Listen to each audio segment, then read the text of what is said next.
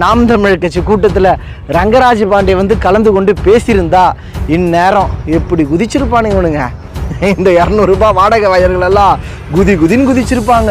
யூடியூபுக்குள்ளே போனாலே அண்ணன் சீமான் அவர்களை திட்டி, பார்த்தீங்களா ரங்கராஜ் பாண்டே நாம் தமிழர் கட்சி மேடையில் சீமானை உயர்த்தி பேசுகிறாரு அப்படின்னு எல்லாம் இந்நேரம் பேசியிருப்பாங்க. நீங்கள் வேணால் பாருங்கள், இப்போ சாணக்கியாவில் வருகின்ற 15ஆம் தேதி சாணக்கியாவில் விருது வழங்கும் விழா. அந்த விழாவில் நாம் தமிழர் கட்சியின் தலைமை ஒருங்கிணைப்பாளர் அண்ணன் சீமான் அவர்கள் கலந்து கொள்கிறாரு, சிறப்பு அழைப்பாளராக கலந்து கொள்கிறாரு. இன்னைக்கு ரங்கராஜ் பாண்டே திமுக மேடையில் பேசும்போது அமைதியாக இருக்காங்க. ரங்கராஜ் பாண்டே ஒரு மேடை போடுறாரு, அந்த மேடையில் சிறப்பு அழைப்பாளராக அண்ணன் சீமான் அவர்கள் அழைக்கிறாரு. இந்த மேடையில் அண்ணன் சீமான் அவர்கள் கலந்து கொண்டு பேசுறதால என்னென்ன பேசுறாங்கன்றத நீங்க பொறுத்திருந்து பாருங்களா.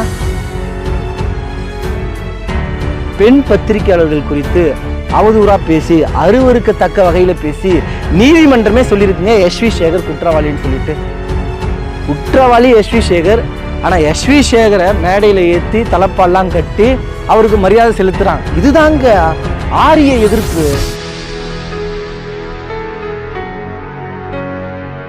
தமிழுறவுகள் அனைவருக்கும் வணக்கம். அதாவதுங்க, சீமான் அவர்கள் வந்து பாஜகவுடைய பி டீமுங்க.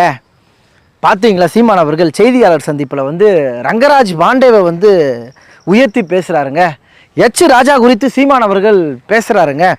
அதாவது பிரசாந்த் கிஷோரை விட தகுதி வாய்ந்த நபர் ரங்கராஜ் பாண்டே எல்லாம் அப்படின்னெல்லாம் ரங்கராஜ் பாண்டேக்கு வந்து சீமான் அவர்கள் முட்டு கொடுக்குறாருங்க.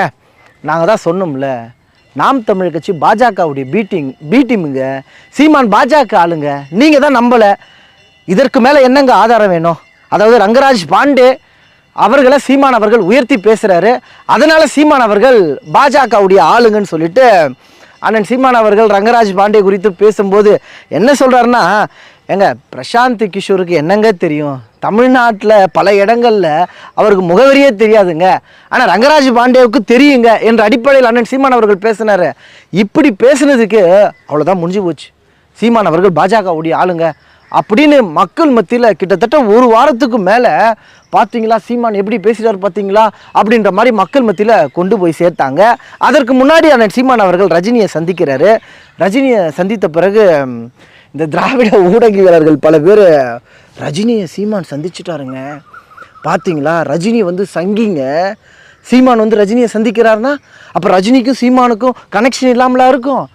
நாங்கள் சொல்கிறதே நீங்கள் கேட்க மாட்டீங்க, பாஜகவுடைய ஆளுங்க சீமானுங்க அப்படின்னு சொல்லிட்டு பிரச்சாரம் மேற்கொண்டாங்க. நமக்கு என்னென்னா, ரங்கராஜ் பாண்டே அவருடைய தந்தை இறப்புக்கு வந்து ஐயா ஸ்டாலின் அவர்கள் போகிறாரு, அப்போ எதுவும் பேச மாட்டீங்க, மௌனமாக இருக்கீங்க. அதே போல் பல முறை ரஜினிகாந்தை வந்து ஐயா ஸ்டாலின் சந்திச்சிருக்காரு, உதயநிதி சந்திச்சிருக்காரு, உதயநிதியுடைய தாத்தா கருணாநிதி அவர்கள் சந்திச்சிருக்காரு. அப்போல்லாம் வந்து ரஜினிகாந்த் சங்கியாக உங்களுக்கு தெரியல. நீங்கள் சந்திக்கும் போதெல்லாம் சங்கி ரஜினியை சந்தித்தா நம்ம மேலே சங்கி பட்டம் வந்துடும் அப்படின்னாலாம் நீங்கள் பேச மாட்டீங்க.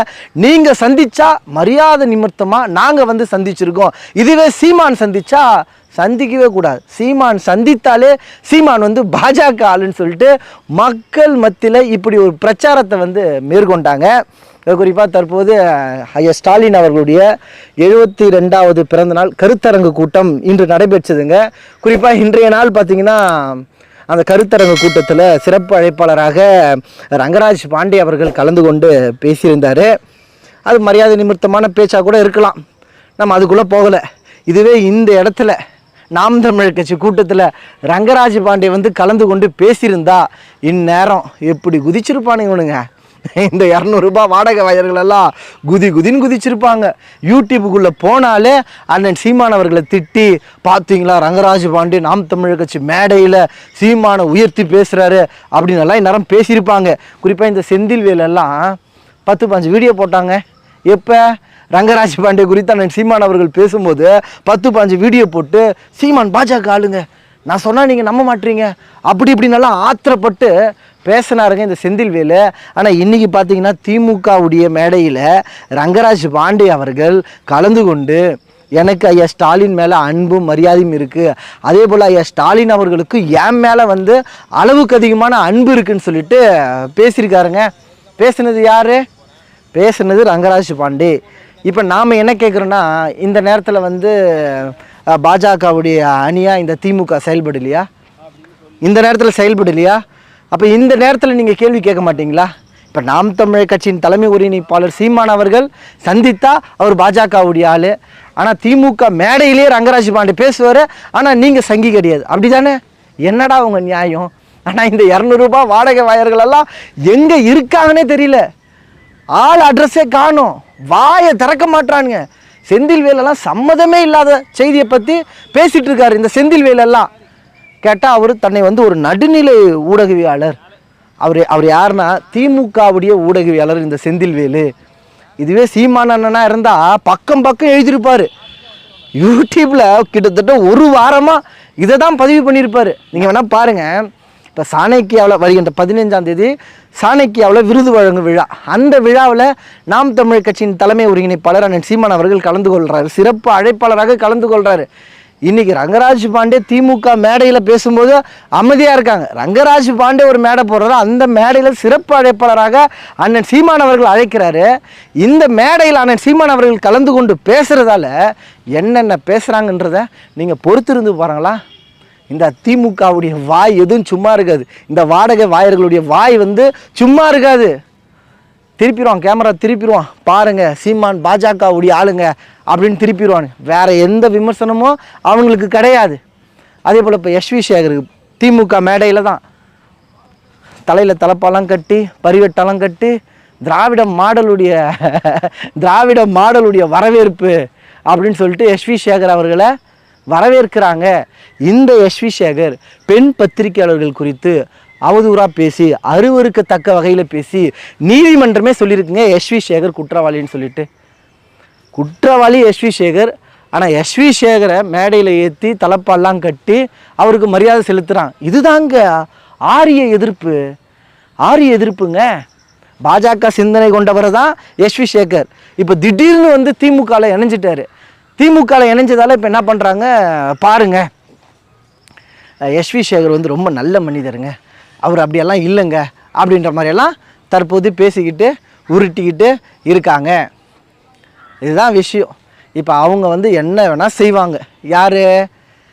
திமுகவினர் வந்து ரங்கராஜ் பாண்டே அழைப்பாங்க, பிரசாந்த் கிஷோரை அழைப்பாங்க. அவர்களெல்லாம் அழைச்சி கூட்டத்தை கூட்டுவாங்க, மேடையில் பேச வைப்பாங்க. ஆனால் அவர்களெல்லாம் பாஜக ஆளு கிடையாது. இப்போ ஐயா ஸ்டாலின் அவர்கள் எஸ்வி சேகருடைய அப்பா பெயரை வந்து ஒரு தெருவுக்கே சூட்டுவார். அப்படி பண்ணால் கூட அவர் ஆரிய ஆதரவாளர் கிடையாது, அவர் ஆரிய எதிர்ப்பாளர். நாமெல்லாம் இதையும் செய்யலை. நம்ம கொள்கை கொண்டு நம்ம பயணிச்சிட்ருக்கோம். தனித்து போட்டிடுறோம், யாருடையும் சேராமல் இந்த அரசியல் களத்தில் நிற்கிறோம். ஆனால் நம்ம மேலே பல பழிகளை வந்து சுமத்திட்டு இருக்காங்க. முக்கியமாக திமுக மேடையில் ரங்கராஜ் பாண்டே அவர்கள் பேசியிருப்பதை நீங்கள் எப்படி பார்க்குறீங்கன்றதை உங்களுடைய கருத்துக்களை தெரியப்படுத்துங்க. மீண்டும் அடுத்த ஒரு நல்ல பதிவுகளில் உங்களை சந்திக்கிறேன். இதுவரை நமது இனவிடுதலை வலையொலியை பின்தொடராத உறவுகள் பின்தொடருங்கள், விருப்பம் தெரிவியுங்கள். இந்த பதிவை குறித்த உங்களுடைய கருத்துக்கள் வரவேற்கப்படுகிறது.